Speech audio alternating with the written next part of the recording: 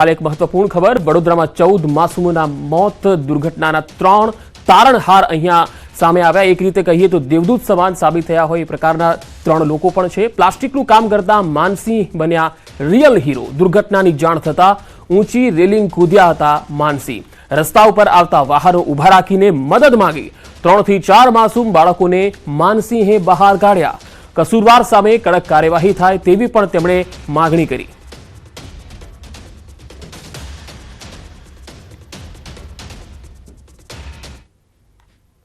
वडोदरा शहरना हरनी तळाव खाते गईकाले बोट पलटी થઈ ગઈ જેમાં મોટી માત્રામાં 14 જિલ્લાના માસૂમોએ પોતાનો જીવ ગુમાવ્યો ત્યારે જે સ્થાનિકો છે તેઓ પણ મદદે દોડી આવ્યા હતા।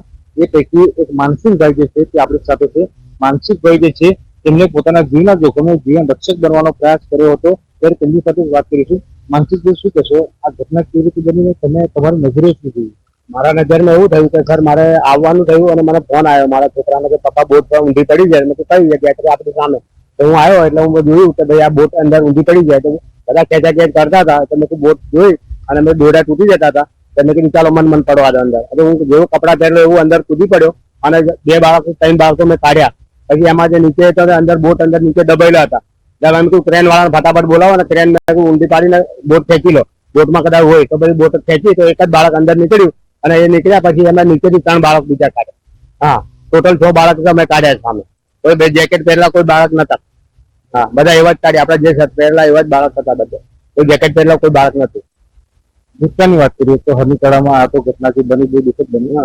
ભૂતકાળમાં આ રીતે કોઈ બાળકોના તળાવમાં ભોગ લેવા હોય એ બધું પહેલા 2-3 વર્ષ પહેલા 2 બાળકો થઈ ગયા હતા। એ ટાયર લઈને પડ્યા હતા, ટ્યુબ લઈને હવા નીકળી ગઈ એટલે 2 બાળક ડૂબી ગયા હતા 3 વર્ષ પહેલા। આર્થિક દીક્ષિત ગુજરાતી વડોદરા।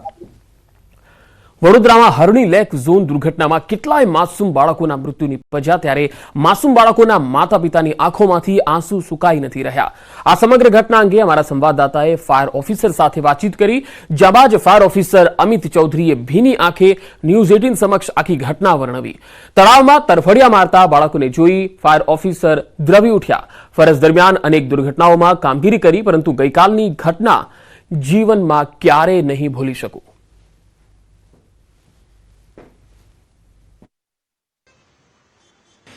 વડોદરા શહેરના હરની તળાવ ખાતે 14 જેટલા માસૂમોનો ભોગ લેવાયો ત્યારે જે સ્વજનો છે તેમની આંખોમાં આંસુ તમે જોયા હશે, પરંતુ વડોદરા શહેરના એક ફાયર ઓફિસર છે તેમની આંખોમાં પણ આંસુ હતા, પરંતુ તેઓ પાણીની અંદર જે બાળકો ડૂબી ગયા હતા તેમનું રેસ્ક્યુ કરતા હતા, જેના કારણે તેમની આંખોના આંસુ અને દિલનું દર્દ જે છે તે કોઈને ન દેખાયું। ત્યારે સીધા તેમની સાથે જ વાત કરીશું। સર, શું કહેશો, તમારા જીવનની લગભગ આ ખૂબ જ કરુણ ઘટના હશે કે ફૂલ જ્યાં બાળકોના મૃતદેહ આ રીતે બહાર કાઢવા, એ પરિસ્થિતિ કેવી હતી અને તમારી પરિસ્થિતિ શું હતી? પરિસ્થિતિ બેઉ તરફ ગંભીર હતી, ખૂબ જ દર્દનાક હતી, દુઃખદ હતી, સાથે સાથે ફરજ હતી અને ફરજના જે સમય અમે જે કરી શકતા હતા એ અમે અમારા પ્રયાસ કર્યા અને જે ગઈકાલે જે સાંજે આ દુર્ઘટના ઘટી એમાં બાળકોને અમે તળાવમાંથી કાઢ્યા।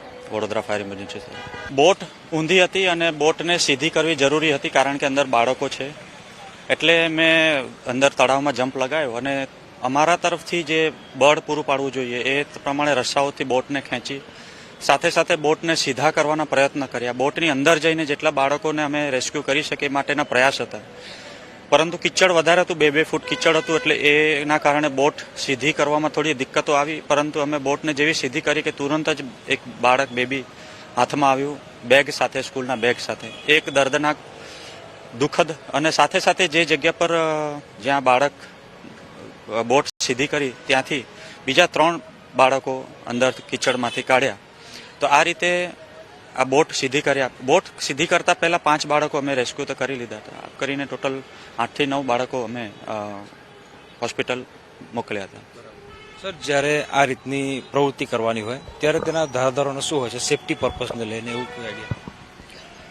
દરેક જગ્યાએ સુરક્ષા, સલામતી, સાવચેતીના નિયમો હોય જ છે। તમે જોઈ શકો બોટ છે તો બોટ સાથે બાળકો હોય કે જે પણ સેફટીના લાઈફ જેકેટ, લાઈફ બોયા, રસ્સાઓ, તરવૈયાઓ બધું હોવું જોઈએ। સાથે સાથે બોટ કેપેસિટી મુજબ જ બાળકો કે અંદર જે ટુરિસ્ટો એમને પરમિશન આપવાની હોય। તો આ બધા નિયમોનું ક્યાંક ને ક્યાંક ઉલ્લંઘન થતું હોય તો દુર્ઘટનાઓ સર્જાતી હોય છે। બિલકુલથી તો હતા ફાયર ઓફિસર અમિત ચૌધરી સાહેબ.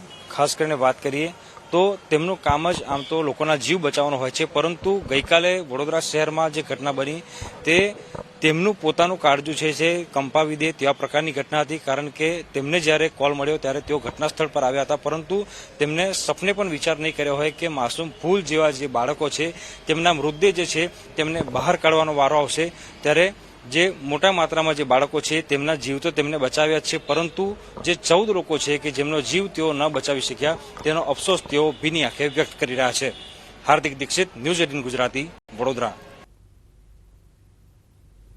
વડોદરાની દુર્ઘટનામાં બાળકો અને શિક્ષકોના મોતથી આખા શહેરમાં ગમગીની વ્યાપી ગઈ છે, ત્યારે સ્થાનિકો અને વાલીઓમાં તંત્ર પ્રત્યે રોષ જોવા મળી રહ્યો છે. ન્યૂઝ 18 સંવાદદાતાએ સ્થાનિકો સાથે ઘટના અંગે વાતચીત કરી, જેમાં સ્થાનિકોએ જણાવ્યું કે શાળાએ આ પ્રકારના પ્રવાસે લઈ જતા પહેલા બાળકોની સેફટીનું ધ્યાન રાખવું જરૂરી છે. હરણી તળાવ દુર્ઘટના બાદ જે સ્થાનિક રહેવાસીઓ છે તેઓની અંદર ભારે રોષ જોવા મળી રહ્યો છે. આપણી સાથે કેટલાક પ્રત્યક્ષદર્શી અને સ્થાનિક રહેવાસીઓ છે, આપણે તેમની સાથે વાત કરીશું. દાદા, જ્યારે આપ અહીંયા આવ્યા હતા, કયા પ્રકારની પરિસ્થિતિ જોઈ હતી? અમે આવ્યા તે ટાઈમે અમારે બહાર ચાની લારી ઉપર અમે ઊભા હતા. ચાની લારીએ અમને ખબર પડી, તમે દોડતા આવ્યા તો અમે બોટની પાસે આવ્યા તો બોટ આખી ઉપર છોકરાઓની ઉપર આખી બોટ ઊંધી વાળી ગઈ. એમાંથી 4-5 છોકરા અમે જે શરૂમાં 4-5 છોકરા અમે જે બચાયા એ બહાર નીકળી શક્યા, બાકીના બધા છોકરા ડૂબી ગયા હતા. તો ચાલુ રસ્તા પરથી એક ક્રેન જતી હતી, ક્રેનને રોકી અમે ક્રેનને રોકીને અંદર લાવી પછી ક્રેનથી અમે ઊંચી બોટ તો બધા ઓફ થઈ ગયેલા હતા છોકરા. પહેલા તો મને બહુ દુઃખ થયું છે આ ઘટનામાં, જે આ વસ્તુ થઈ છે માટે. મારે આ બેનની છોકરી છે, ભાણી છે, મારું નસીબ શોકે સારું. મને 2 દિવસ પહેલા આજ કહેતી હતી કે મામા આપણે બોટિંગ કરવા જઈએ, પણ નસીબ જો કે ભગવાને આપણને અમને બચાવી લીધા. આ વસ્તુ મારું એવું કહેવું છે કે આ મને જાણવા મળ્યું છે ફર્સ્ટ કોન્ટ્રાક્ટ છે, સેકન્ડ કોન્ટ્રાક્ટ, 3rd કોન્ટ્રાક્ટ, એનો મતલબ શું છે? બરાબર છે. બીજી વસ્તુ કે જે ફી ઉઘરાવે છે, સીસીટીવી બી નથી લાગેલા, સેફટી ઓફિસર નથી, કોઈ પણ જાતનું એ નથી. જ્યારે આ રીતનું ના ચાલવું જોઈએ, પ્રશાસને કડકમાં કડક કાઢવા લાગે. આ ઘટના પહેલા પણ તાજેતરની અંદર જ 1 જ વર્ષ પહેલા જે મોરબી દુર્ઘટના બની હતી અને તેમાં પણ જે ક્ષમતા કરતાં વધારે લોકોને બ્રિજ ઉપર જવા માટેનો મંજૂરી આપવામાં આવી હતી, અને આ સેમ ઘટના છે કે બોટની અંદર ક્ષમતા કરતાં વધારે બાળકોને બેસાડવામાં આવ્યા. સૌપ્રથમ તો મોરબી જે ઘટના બની હતી ત્યાર પછી વહીવટીતંત્રએ જ્યાં પિકનિક. સમાચારોનો પ્રવાહ લગાતાર જારી રહેશે. હાલ રોકાઈશું એક બ્રેક માટે.